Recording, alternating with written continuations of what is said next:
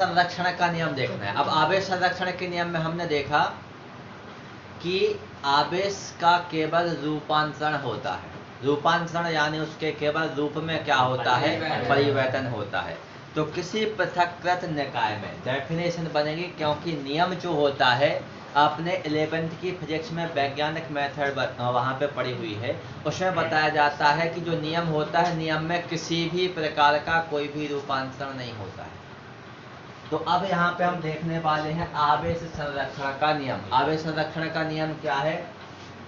किसी पृथक्कृत निकाय में, माने कोई भी अपना सिस्टम है, किसी पृथक्कृत निकाय में ना तो आवेश को उत्पन्न किया जा सकता है और ना ही आवेश को नष्ट किया जा सकता है। इसका केवल क्या होता है, रूप परिवर्तन होता है। यानी एक रूप से दूसरे रूप में क्या होता है, परिवर्तन होता है। धन आवेश ऋण आवेश में चेंज हो जाएगा और जो ऋण आवेश होगा वो धन आवेश में चेंज हो जाएगा। केवल रूप में परिवर्तन होगा, ना तो किसी पृथक्कृत निकाय यानी किसी सिस्टम का आवेश उत्पन्न होगा और ना ही नष्ट होगा। इसे हम आवेश संरक्षण का नियम कहते हैं। यानी हम कह सकते हैं कि जो पृथक्कृत निकाय होता है, उस पृथक्कृत निकाय में धन आवेश और ऋण आवेश सदैव कैसे होते हैं, धन आवेश और ऋण आवेश का बीजीय योग यानी बीजगणितीय योग सदैव नियत रहता है। इसके मान में किसी भी प्रकार का कोई भी परिवर्तन नहीं होता है। तो दूसरी डेफिनेशन हम इस प्रकार से भी बना सकते हैं। पहली वाली भाषा बहुत ही सरल होती है। जैसे अब यहाँ पे यदि हम इसी को उदाहरण के रूप में देखें, तो हमारा उदाहरण क्या था, हम क्या कर रहे थे, जो कांच की जो अपनी जो छड़ थी, इस कांच की छड़ को हम किसके साथ रगड़ रहे थे, रेशम के साथ रगड़ रहे थे। तो कांच के ऊपर कौन सा आवेश उत्पन्न हो रहा था, धन आवेश उत्पन्न हो रहा था। और जो रेशम की जो छड़ थी, रेशम का जो धागा था, रेशम के धागे के ऊपर कौन सा आवेश उत्पन्न हो रहा था, ऋण आवेश उत्पन्न हो रहा था। कौन सा आवेश उत्पन्न हो गया, ऋण आवेश। माने धन ऋण में परिवर्तित हो गया। इसमें से कांच की छड़ में से जितने इलेक्ट्रॉन गए वो जाकर के किस में पहुंच गए, रेशम के धागे में पहुंच गए। तो वही हो गया अपना कि इलेक्ट्रॉन यहाँ से रेशम के धागे में जाने पर कांच की छड़ के ऊपर धन आवेश उत्पन्न हो गया। और जो रेशम का कांच की जो छड़ थी, कांच की छड़ में धन आवेश उत्पन्न हो गया। और जो रेशम का जो धागा था, रेशम के धागे में क्या उत्पन्न हो गया, ऋण आवेश उत्पन्न हो गया। माने नष्ट नहीं हुआ। जितना यहाँ पर धन आवेश उत्पन्न हुआ, उतना ही रेशम के धागे में ऋण आवेश उत्पन्न हो गया। ये हो गया। इसके पश्चात यहाँ पर कुछ परिस्थितियां होती हैं।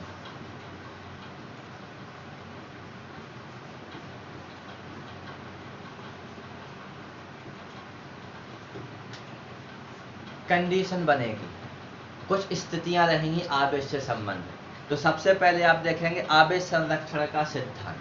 संरक्षण जहाँ पे भी शब्द लग जाए, केवल फिजिक्स और केमिस्ट्री में, बायोलॉजी को छोड़कर, बायोलॉजी में अपोजिट मीन्स निकलता है इसका। तो संरक्षण जहाँ भी शब्द लग जाए, मतलब उसका ये है कि ना तो वो चीज़ उत्पन्न हो रही है और ना ही वो चीज़ नष्ट हो रही है, केवल उसके रूप में परिवर्तन हो रहा है। माने यदि हमें कोई डेफिनेशन नहीं आती है और हम ये क्लियर कर ले कि ये बायोलॉजी वाला नहीं है, क्योंकि बायोलॉजी में अपोजिट जाती है डेफिनेशन, फिजिक्स और केमिस्ट्री के टॉपिक के अकॉर्डिंग आता है, तो ना तो वो चीज़ उत्पन्न होती है और ना ही वो चीज़ नष्ट होती है। तो यहाँ पे यदि हम परिस्थितियों में देखें, तो यहाँ पे हमें देखना है सबसे पहले आवेश संरक्षण के सिद्धांत के अनुसार सभी परिस्थितियों में ये देखा जाए तो ये जो नियम होता है, ये नियम सभी परिस्थितियों में लागू होता है। आवेश संरक्षण के नियम के अनुसार ये जो नियम होता है, ये नियम सभी परिस्थितियों में कैसा होता है, लागू होता है। सभी परिस्थितियों में लागू होता है। जब कोई चीज़ सभी जगह लागू होती है तो हम समझ जाते हैं कि यह एक सार्वत्रिक नियम है। जैसे जल में सभी चीज़ों को घुलने की शक्ति पाई जाती है, तो आपने साइंस में एक बिंदु पढ़ा होगा, जल एक सार्वत्रिक विलायक है। वही कंडीशन हमारे यहाँ पे अप्लाई होती है कि आवेश संरक्षण के नियम के अनुसार जो आवेश होता है ये सभी परिस्थितियों में लागू होता है, यानी यह एक सार्वत्रिक नियम हो जाएगा। कौन सा नियम हो जाएगा, सार्वत्रिक नियम हो जाएगा। अब इसी सार्वत्रिक नियम के कुछ अपन को बिंदु देखने, यानी अब हम इसी सार्वत्रिक नियम के अकॉर्डिंग चल रहे हैं कि सार्वत्रिक नियम है, इसके कुछ बिंदु देखेंगे। जैसे सबसे पहले आवेश को यदि हम देखें तो जो अपना आवेश होता है, आवेश एक प्रकार की अदिश राशि होती है। कौन सी राशि होती है? अदिश। माने आवेश को व्यक्त करने के लिए हमें दिशा की आवश्यकता नहीं होती है। यहाँ पे हमें केवल परिमाण माने मान से मतलब है कि धनावेश का मान कितना है और ऋण आवेश का मान कितना है। तो जो आवेश होता है, आवेश एक प्रकार की अदिश राशि होती है। कौन सी राशि होती है? अदिश राशि होती है। इसके अलावा देखा जाए तो जो आवेश होता है, आवेश कभी धनात्मक होता है और कभी आवेश कैसा होता है? ऋणात्मक होता है। ये तो ठीक है कि आवेश एक अदिश राशि है, लेकिन ये कभी धनात्मक भी होता है और ये कभी ऋणात्मक भी होता है। इसके पश्चात यदि हम देखें तो पॉजिट्रॉन को देखना है। पॉजिट्रॉन, पॉजिट्रॉन यानी इलेक्ट्रॉन का प्रतिकरण। इलेक्ट्रॉन को हम किससे शो करते हैं? ई नेगेटिव से। और पॉजिट्रॉन को हम किससे शो करते हैं? E plus. तो यहाँ पे हम देखेंगे पॉजिट्रॉन एक प्रतिकरण है। प्रतिकरण माने इलेक्ट्रॉन के विपरीत हो गया। पॉजिट्रॉन कैसा होता है? एक प्रतिकरण होता है। ये आपका ऑब्जेक्ट के लिए ये पूछा जाता है खाली स्थान में। खाली स्थान एक प्रतिकरण है, यानी पॉजिट्रॉन एक क्या हो जाएगा? प्रतिकरण हो जाएगा। अतः पॉजिट्रॉन का जो द्रव्यमान होता है, ये इलेक्ट्रॉन के द्रव्यमान के कैसा होता है? बराबर होता है। द्रव्यमान की बात की है, आवेश की नहीं की है। कि जो अपना पॉजिट्रॉन का जो द्रव्यमान है, ये द्रव्यमान जो इलेक्ट्रॉन का द्रव्यमान होता है, दोनों उसके द्रव्यमान के कैसा होता है? बराबर होता है। तथा आवेश भी कैसा होता है? बराबर होता है। आवेश भी कैसा हो जाएगा? बराबर हो जाएगा। इसी कारण इसको प्रतिकरण, आवेश बराबर है लेकिन विपरीत है, ये भी ध्यान देना। माने द्रव्यमान बराबर है, आवेश भी बराबर है, लेकिन विपरीत रहेगा। धन का चिन्ह लगा है ना, तो ये इससे आपका स्पष्ट हो जाएगा। इसके पश्चात यदि हम देखेंगे किसी वस्तु पर आवेश जो होगा, अब किसी भी वस्तु को हमें यदि देखते हैं और उस वस्तु में हमें आवश्यकता है उस वस्तु के आवेश की, तो किसी वस्तु पर जो आवेश होता है उसके वेग पर निर्भर नहीं करता है। माने उस वस्तु का वेग कितना है, ये आवेश के ऊपर डिपेंड नहीं होता है। माने उस वस्तु का वेग कितना भी हो, ये आवेश के ऊपर डिपेंड नहीं होता। तो हम यहाँ पे कह सकते हैं कि किसी वस्तु पर आवेश का जो मान होगा वो उस वस्तु के वेग के ऊपर डिपेंड नहीं होता। माने वस्तु का वेग कुछ भी हो, ये आवेश का उससे कोई संबंध नहीं होता। इसके बाद यदि हम देखें, चाहे वस्तु आपकी स्थिर हो या फिर वस्तु कैसी हो? गतिशील हो। माने गति नहीं कर रही हो या फिर वस्तु गति कर रही हो, तो उसका जो आवेश होगा उस वस्तु का एक समान होगा। माने इस वस्तु पे मान के चलिए 1.67 × 10⁻⁻19 कूलम का आवेश उत्पन्न हो गया। तो अब चाहे ये वस्तु हमारी स्थिर हो तो भी 1.6 × 10⁻⁻19 कूलम आवेश रहेगा, और चाहे वस्तु हमारी कैसी हो? गतिशील हो, तो भी इस वस्तु पर आवेश की मात्रा 1.6 × 10⁻⁻19 कूलम ही रहेगी। कूलम क्या है? आवेश की इकाई, यानी आवेश का मात्रक होता है, और इसको हम कैपिटल सी यानी सी से क्या करते हैं? प्रदर्शित करते हैं। इसके पश्चात आवेश संरक्षण का जो सिद्धांत होता है, ये अपन देख ही चुके थे कि यह एक सार्वत्रिक सिद्धांत है। सार्वत्रिक सिद्धांत यानी सभी जगह कैसा होता है? लागू होता है। अब प्रत्येक पदार्थ पर, अब यहाँ पे यदि हम देखें कोई भी पदार्थ हो, तो यहाँ पे हमारा बिंदु बनेगा कि प्रत्येक पदार्थ पर न्यूनतम संभव आवेश। माने हमें पदार्थ देखना है, पदार्थ हमारा कोई भी हो, उस पदार्थ पर हमें क्या देखना है? न्यूनतम संभव आवेश देखना है।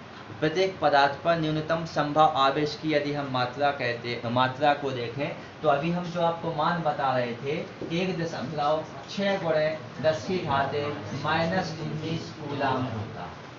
किसी भी पदार्थ को लो, उस पर आवेश की मात्रा कम से कम इतनी तो है ही, ज़्यादा अब उसके ऊपर डिपेंड करता है, क्योंकि यहाँ पर शब्द कौन सा लगा है, न्यूनतम। न्यूनतम संभव आवेश 1.6 × 10⁻⁻19 कूलाम होता है। यहाँ से दो ऑब्जेक्ट फिर बनेंगे।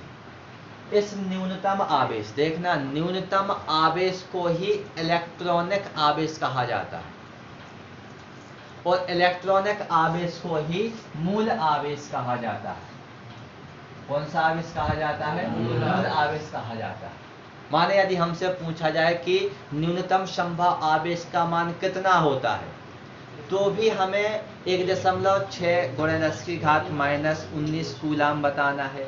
और यदि ये पूछें कि इलेक्ट्रॉनिक आवेश कितना होता है, तो वो भी हमें 1.6 × 10⁻⁻19 कूलाम बताना है।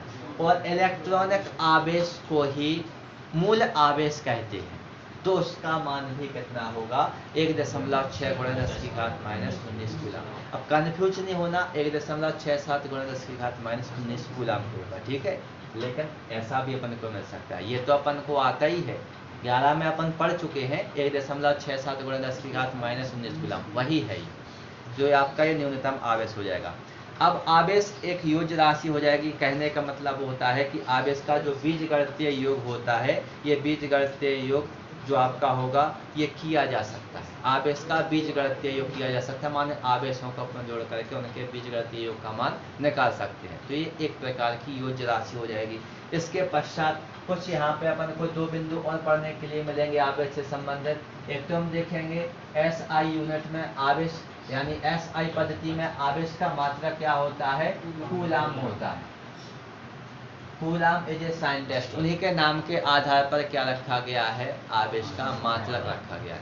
तो कूलाम ये आवेश का मात्रक हो जाएगा। इसको हम किससे प्रदर्शित करते हैं, C से। और आवेश का मात्रक क्या होगा, विमीय सूत्र क्या होता है, AT होता है। क्या होता है, AT। ए यानी धारा के लिए उपयोग किया गया है, T यानी समय के लिए उपयोग किया गया है। परिभाषा क्या बनेगी आवेश की, धारा और समय के गुणनफल को क्या कहा जाता है, आवेश कहा जाता है। उस सूत्र से ही ये निकल आया। जैसे यदि हम पहले इसको सूत्र के फॉर्म में लिखें तो आवेश बराबर अपना हो जाएगा, आवेश बराबर धारा गुणे क्या हो जाएगा, समय हो जाएगा। तो धारा और समय के गुणनफल को क्या कहते हैं, आवेश कहते हैं। ये होती है इसकी डेफिनेशन। अभी तो हम उसके बारे में पढ़ रहे थे कि ये है क्या। अब डेफिनेशन यहाँ पर हमने देखी, जो धारा और समय का जो गुणनफल होता है, इस गुणनफल को ही आप क्या कहते हैं, आवेश कहते हैं। और आवेश को SI पद्धति में हम किससे शो कर रहे थे, कूलाम से, यानी C से प्रदर्शित किया जाता है। और मात्रक यदि हम देखेंगे तो धारा के लिए हम कैपिटल A का उपयोग करते हैं, समय के लिए T। तो अपना विमीय सूत्र आवेश का क्या हो जाएगा, AT। और विमीय सूत्र को हमेशा बड़े वाले ब्रैकेट के अंदर बंद किया जाता है। तो ये हो गया अपना आवेश और आवेश संरक्षण का सिद्धांत, और साथ में आवेश से संबंधित कुछ महत्वपूर्ण तथ्य, जिसमें से ऑब्जेक्ट ज़्यादा बनते हैं। हर एक लाइन ऑब्जेक्ट बनाने की क्षमता रखती है, क्योंकि वो पूछ लेते हैं इलेक्ट्रॉनिक आवेश को खाली स्थान कहा जाता है। जब आप किताब पढ़ेंगे तो किताब में खाली स्थान दिया गया है। इलेक्ट्रॉनिक आवेश को ही मूल आवेश कहा जाता है, और मूल आवेश जो होता है उसी को न्यूनतम आवेश कहते हैं। माने न्यूनतम संभव आवेश, इलेक्ट्रॉनिक आवेश और मूल आवेश 1.67 या 1.6 × 10⁻⁻19 कूलाम, इसका क्या होता है, मान। और ध्यान दे, -19, माइनस का चिन्ह छूट गया तो बस पूरा आवेश लूट गया, सब गलत हो गया। तो अपन को छोड़ना नहीं। इसके पश्चात यदि हम यहाँ पर देखें तो आवेश का एक नियम देखना है, आवेश के क्वांटीकरण का सिद्धांत। अभी हमने देखा आवेश से संबंधित आवेश का संरक्षण का नियम। अब आवेश से ही संबंधित नियम है, इसे हम क्या कहेंगे, आवेश का क्वांटीकरण का नियम।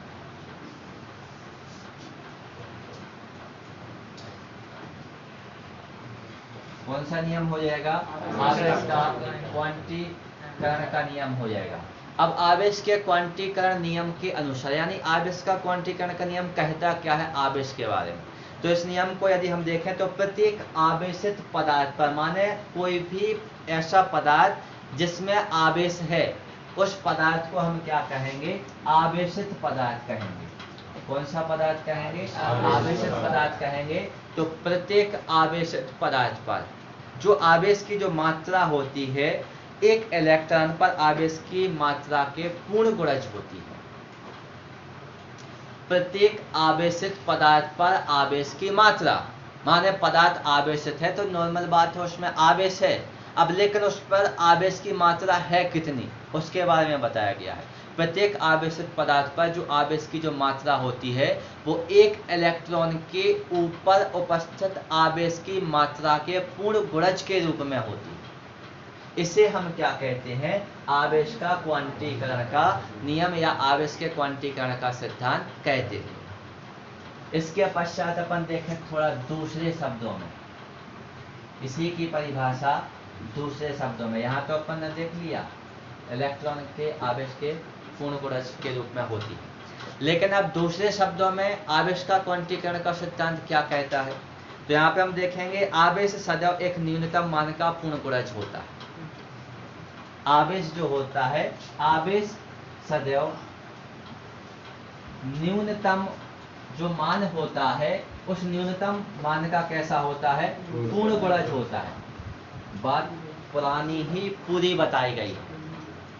न्यूनतम आवेश माने इलेक्ट्रॉनिक आवेश, इलेक्ट्रॉनिक आवेश माने जो इलेक्ट्रॉन के ऊपर है, माने 2-3 लाइन को 1-1.5 लाइन में समझ लिया गया। परिभाषा पूरी वही है। माने जो आपका आवेश होता है, आवेश सदैव एक न्यूनतम मान का कैसा होता है? पूर्ण गुणज होता है। इससे हम आवेश का क्वांटीकरण का सिद्धांत कहते हैं। ये हो गया। अब इसके पश्चात आवेश का क्वांटीकरण के साथ साथ कभी कभी आवेश की प्रकृति भी इसको कहा जाता है। ऐसे भी पूछा जा सकता है, लेकिन हमेशा ज़्यादातर जो 99% जो वर्ड यूज होता है ये क्वांटीकरण ही होता है। इसके पश्चात यदि हम यहाँ पर देखें तो प्रयोगों द्वारा पाया गया कि इलेक्ट्रॉन या प्रोटॉन पर पाए जाने वाला आवेश, इलेक्ट्रॉन या प्रोटॉन, इलेक्ट्रॉन पर ऋणावेश पाया जाता है और प्रोटॉन पर धनावेश, और जो न्यूट्रॉन होता है ये आपका न्यूट्रल होता है, उदासीन होता है। अब जितना इलेक्ट्रॉन पर ऋणावेश होता है उतना ही प्रोटॉन पर धनावेश उत्पन्न होता है। माने जो परमाणु होता है, एक वार्षिक परीक्षा के लिए ऑब्जेक्ट, जो परमाणु होता है ये विद्युत का उदासीन होता है। कैसा होता है? परमाणु विद्युत का उदासीन।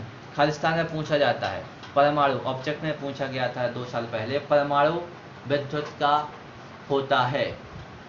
वहां पे उदासीन नहीं लिखा था, वहां पे लिखा था अनावेशित। अनावेशित, अनावेशित का मतलब ही उदासीन है, माना उस पर किसी भी प्रकार का कोई आवेश नहीं है। अब आवेश नहीं होगा तो उदासीन ही तो होगा। घुमा दिया गया था, विकल्प में आया था, तो बच्चा सीधा रट के वहां पे पहुंच गया कि जो परमाणु होता है ये विद्युत का कैसा होता है? उदासीन होता है। उन्होंने कह दिया, ऑब्जेक्ट में दे दिया अनावेशित कण। अब बोले आप उदासीन का बोले दूर तक नहीं मिल रहा। अब क्या करें? मतलब तो समझो क्या वो का चारा हो, उसका मतलब ही क्या है? अनावेशित है। कोई आवेश नहीं है। अब कोई आवेश नहीं है तो उदासीन है। कोई आवेश नहीं है माने जितना धनावेश उतना ही ऋणावेश, तो बराबर हो गए। वो विपरीत है तो न्यूट्रल ही माना जाएगा। तो यहाँ पे यदि हम देखें तो यहाँ पे हम देखेंगे कि प्रयोगों के द्वारा पाया गया कि इलेक्ट्रॉन या प्रोटॉन पर पाए जाने वाला जो आवेश होता है उस आवेश को ही हम न्यूनतम आवेश कहते हैं। न्यूनतम आवेश यानी इलेक्ट्रॉनिक आवेश या मूल आवेश होता है। इसके पश्चात न्यूनतम आवेश को अपन ने देख लिया। अब न्यूनतम आवेश को देखने के पश्चात हमें आवेश के क्वांटीकरण का जो नियम होता है ये भी खालिस्तान में पूछा जाता है। यहाँ पे यदि हम देखें तो Q बराबर ±NE ये पूछा जाता है खालिस्तान। आवेश के क्वांटीकरण का सिद्धांत वहां पे अपन को भरना होता है Q बराबर ±NE, जहां पे हम देखेंगे N बराबर आपका क्या हो जाएगा? 1 2 3 4, यानी क्या हो गई? संख्या हो गई। और जो अपना E है, E क्या हो गया? अपना आवेश हो गया 1.67 × 10⁻⁻⁹ कूलम। ये तो अपना संभव है, लेकिन यदि प्लस माइनस 1/2 ई ले लें, माने यहाँ पर 1 2 3 4 5 6 7 8 कुछ भी रखते जाओ, कोई दिक्कत नहीं, बटे के फॉर्म में नहीं आनी चाहिए।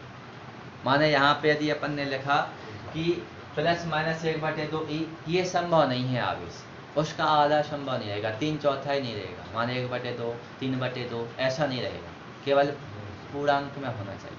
इसको 1 2 3 4 को पूर्णांक संख्या ही मानेंगे तो ये आपका कैसा होगा, पूर्णांक होगा। इसके पश्चात यहाँ पे अपन कुछ और मात्रक पढ़ेंगे अब आवेश के बारे में।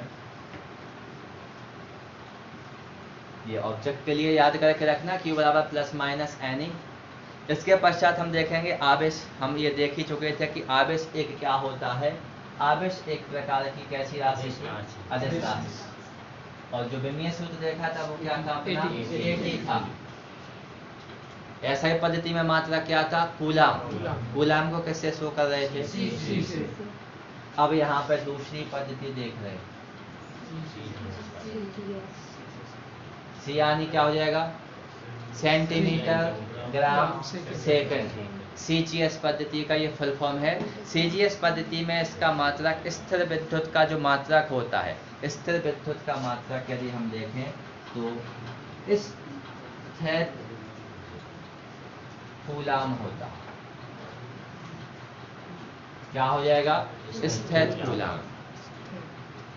अब स्थिर कूलाम विद्युत चुंबकीय मात्रक है। शॉर्ट फॉर्म इसका पढ़ने के लिए मिलेगा, विद्युत चुंबकीय